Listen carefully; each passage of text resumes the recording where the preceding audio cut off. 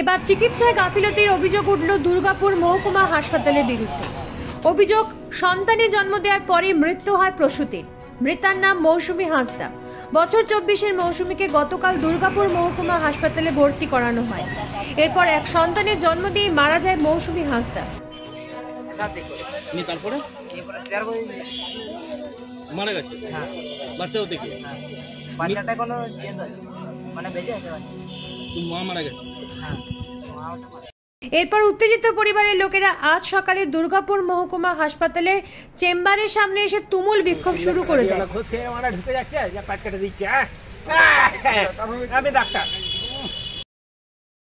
খবর পেয়ে ঘটনাস্থলে পৌঁছায় পুলিশ।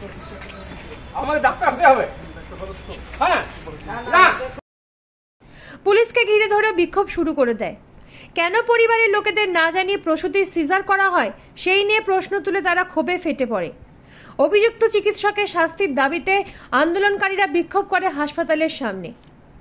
হাসপাতালের সুপার ডক্টর ধীমান মণ্ডল জানান, পুরো ঘটনায় বিভাগীয় তদন্ত শুরু হবে, দোষ থাকলে ব্যবস্থা নেওয়া হবে। আমাদেরও দুঃখের জায়গা যে আমরা সবাই মিলে এটাই আলোচনা করছিলাম যে পেশেন্ট কি হয়ে যাচ্ছে, কোথা থেকে কি হয়ে যাচ্ছে। তো এটা আমাদের ইনভেস্টিগেশন সাপেক্ষ, আমরা চেষ্টা করছি পেশেন্ট ফার্দার যেন ঘটনা না ঘটে। দুর্গাপুর থেকে নিজস্ব প্রতিনিধি রিপোর্ট, নিউজ প্রাইম বাংলা।